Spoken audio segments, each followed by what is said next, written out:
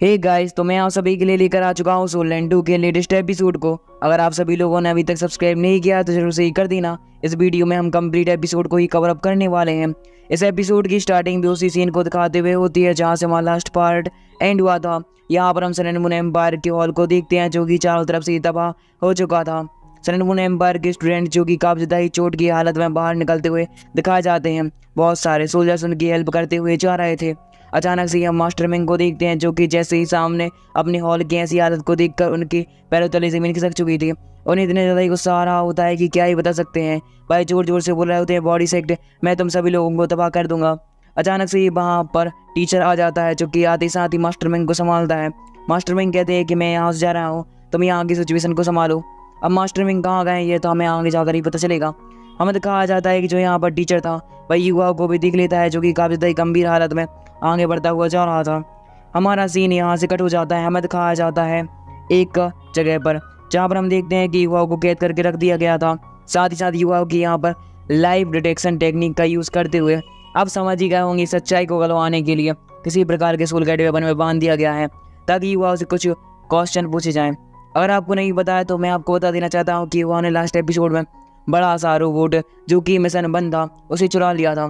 शायद इसलिए यहाँ पर टीचर इसकी जांच करने के लिए लेकर आए हैं। युवाओं को एक प्रकार से टेस्ट करती हुई लाइट थमा दी जाती है। बहुत सारे स्टूडेंट उसकी जांच करने में लगे हुए थे। युवाओं को भी समझ में आ जाता है कि यहाँ पर अगर वह पकड़ा गया तो उसके सारे के सारे सेक्ट को तबाह कर दिया जाएगा क्योंकि वह मिशन पर काफ़ी ज़्यादा एरिया और बहुत ज़्यादा पैसा लगा है उसके लिए।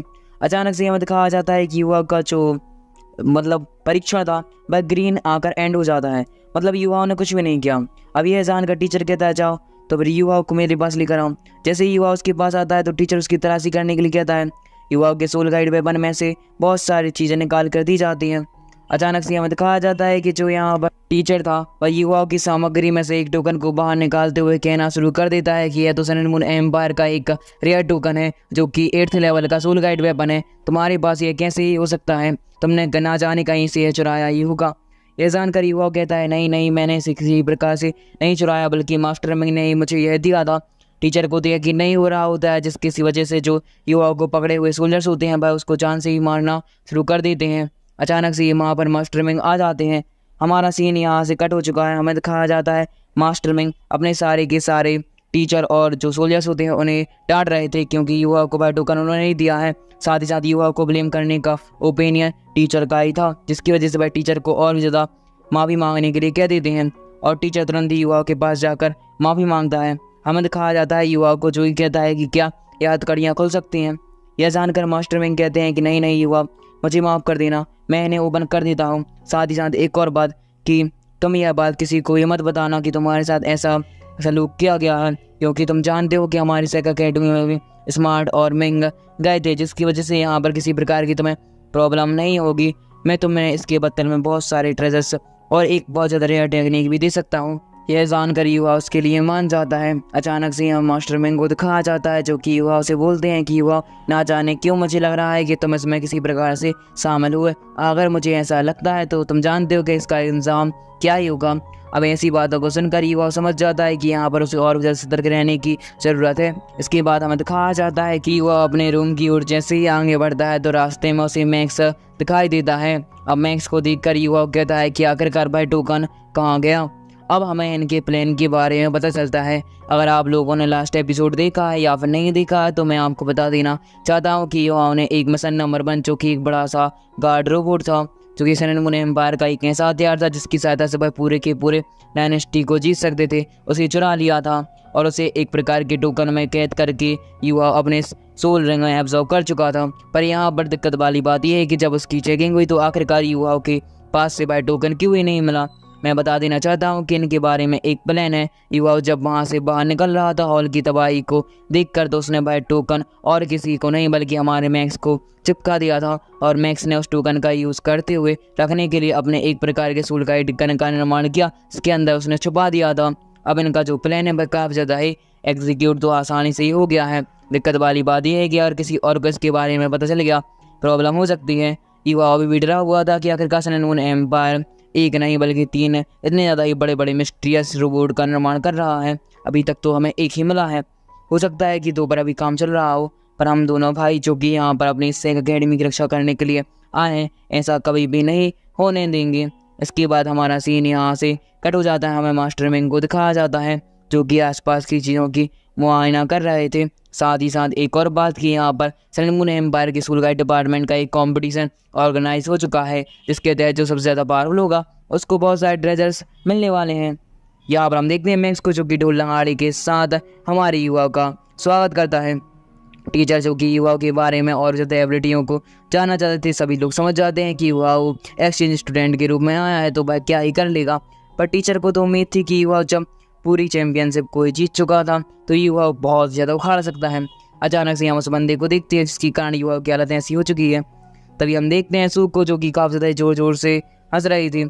युवा यहाँ पर आते साथ ही कहना शुरू कर देता है कि मैं ही जीतूंगा। साथ ही साथ हमें तब मैक्स को देखते हैं जो कि कोई तो चेयर कर नहीं रहा था, तो बेचारा मैक्स अपने बहुत सारे टीममेटों के साथ चेयर अप करने में लगा हुआ था। युवा का मुकाबला एक बंदे से होता है जो कि काफ़ी ज़्यादा पावरफुल है। युवा बहुत ज़्यादा एटीट्यूड में था। साथ ही साथ सामने वाला बंदा अपने वर्क का यूज़ करते साथ ही एक प्रकार के सोल गाइड कैनन को बाहर निकाल लेता है। जैसे ही वह अटैक करने के लिए आता, युवा ने अपने पंजे को बाहर निकाल लिया। पंजा कौन सा, भालू वाला, और उसका यूज़ करते हुए एक ही बार में तबाह कर चुका था। टाइम भी नहीं लगता भाई, काम तमाम। सेकंड वाले को युवा ने अपनी एक प्रकार की थर्ड आई का यूज़ करते हुए लेज़र बीम के थ्रू नॉकआउट कर दिया था। थर्ड वाले को हम देखते हैं कि युवा ने जो अपनी आइस क्रिस्टल एक्टिविटी होती है उसका यूज़ करते जान से मार दिया था।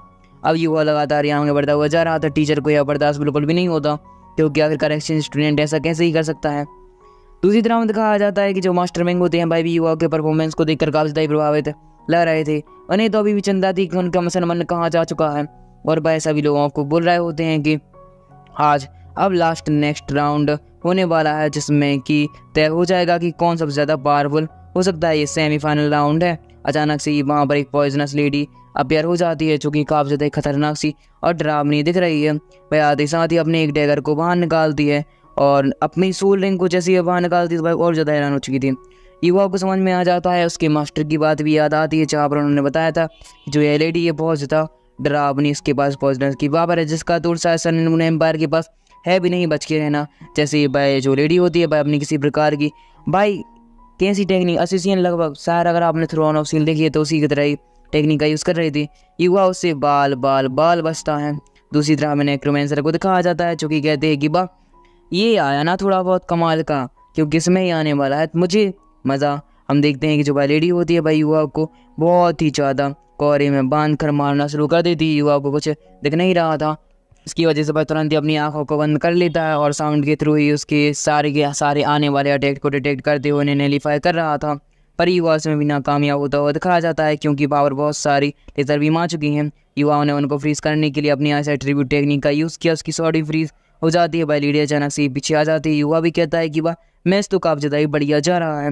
दूसरी तरफ भाई लेडी अपनी वर्क का यूज़ करते हुए अपने टैगर को फिर से ही रिकार्नेट कर लेती है। साथ ही उसने अपना एक क्लोन बना लिया था और दोनों ही क्लोन मिलकर युवा का काम तमाम करने के लिए लग जाते हैं। अब युवा एक को तो संभाल नहीं पा रहा था, दो जो आ चुके हैं जो कि युवा पर काफ़ी ज़्यादा भारी पड़ते हुए दिखाया जाते हैं। इनके बीच में आइकॉनिक लेवल की कॉम्बैट फाइट होना शुरू हो जाती है जहाँ पर हम देखते हैं कि युवा जैसे ही एक लेडी को रोकता तो उसके क्लोन दूसरा लेडी से निकल कर उस पर अटैक कर देता, पर युवा ने तुरंत ही अपनी बॉडी को स्नो में कवर कर लिया था जिसके तहत युवा को कुछ नहीं होता और भाई तुरंत ही अपने टैगर को बाहर निकाल कर उनको दूर कर चुका है।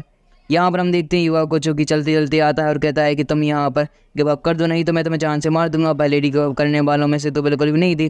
भाई एक प्रकार के पॉइजनस टोर्नेडो का यूज़ करती है। साथ ही साथ उसने अपनी एक ब्लड सेक्रीफाइसिंग टेक्निक का भी यूज़ कर दिया था जिसके तहत हम देखते हैं कि उसकी जो डरावनी चीज़ होती है वह बहुत ज़्यादा मात्रा में बढ़ जाती है। युवा को अवश्य फाइट करने में बहुत ज़्यादा प्रॉब्लम हो रही थी क्योंकि हम देखते हैं कि युवाओं के ऊपर उस प्रकार की सोल और पॉइजनस एब्जॉर्ब होना शुरू हो जाता है। युवा चाहे कुछ भी कर ले उसके जंगल में पूरी तरह से ही फंस चुका है। अचानक से हम देखते हैं भाई लेडी जो कि अपने टैगर को बाहर निकाल कर युवा का काम तमाम करने के लिए जैसे ही आगे जाती हमें युवा के सोल सी में दिखाया जाता है कि जो नेक्रोमेंसर था वह युवा की हेल्प करने के लिए आ चुका था। उसने अपनी जैसे ही थर्ड आई की पावर का यूज़ किया, सामने वाली लेडी की जो पॉइजनस टेक्निक है वह पूरी तरह से ही बंद हो गई। साथ ही साथ युवा ने अपनी एक चेन का यूज़ करते हुए सामने वाली लेडी की सारी जो डार्कनेस टेक्निक पॉइजनस टेक्निक होती है उसे एब्जॉर्ब करते हुए नष्ट कर दिया था। अब युवा बहुत ज़्यादा कोल्ड बीम में हमें दिखाया जाता है कि भाई अपने बहुत सारे 3 ड्रैगन्स टेक्निक का यूज़ करता है जिसके तहत वहाँ पर एक खतरनाक सा स्पिरिचुअल ब्लास्ट होता है। युवा पंच के साथ उस लेडी का काम तो आम कर चुका है। अचानक से हमें दिखाया जाता है कि जैसे ही धुआं हटता है सारे के सारे लोगों की नज़र केवल युवा को देखने पर लगी होती, पर युवाओं ने यह पंच उस लेडी को ना मारकर उसकी साइड से निकाल दिया था और अब युवा इस कंपटीशन का मतलब सेमीफाइनल राउंड का विनर हो जाता है। साथ ही साथ यहाँ पर हमें एक और बात देखने के लिए मिलती है कि युवा की ऐसी बहादुरी को देखकर सारे के सारे लोग ही चिढ़ रहे होते हैं, क्योंकि युवा उस रैंडम एम्पायर से बिलोंग नहीं करता है। पर मैक्स की खुशी का तो कोई ठिकाना ही नहीं था। दूसरी तरह मास्टर मिंग को दिखाया जाता है जो कि कहता है युवाओं को हराना बहुत ही ज़्यादा टफ है, जबकि हम युवाओं की सनमुन एम्पायर के सोल गाइड पे अपन के टीचर को भी देखते हैं जो कि कहता है कि सच में युवा काफ़ी ज़्यादा ही ब्रिलियंट स्टूडेंट है।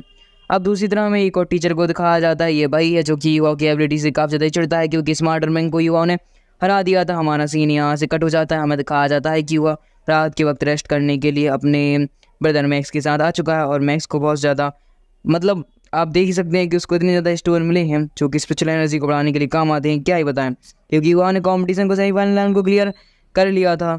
युवा यहाँ पर देखता है अपनी पास्ट की मेमोरीज, जहाँ पर उसे बहुत ज़्यादा याद आ रही होती है सनमुन एम्पायर की, खासकर बैंगडोंग की भी। हमारा सीन यहाँ से कट हो जाता है। हमें दिखाया जाता है सनमुन एम्पायर के एक जगह पर एक वॉरियर खड़ा हुआ था जो कि काफ़ी ज़्यादा ही पावरफुल, और इसका चेहरा भी भाई बहुत ज़्यादा डरावना लग रहा है। चेहरा हमें पूरी तरह से नहीं दिखाया गया है, बट हाँ इसी के साथ हमारा ये पार्ट यहीं पर एंड हो चुका है। इसका नेक्स्ट पार्ट आपको जल्दी ही देखने के लिए मिल जाएगा। Thank you for watching and keep supporting. मिलते हैं नेक्स्ट वीडियो में। और आप सभी लोगों ने अभी तक सब्सक्राइब नहीं होगा जरूर से ही कर देना। Bye bye.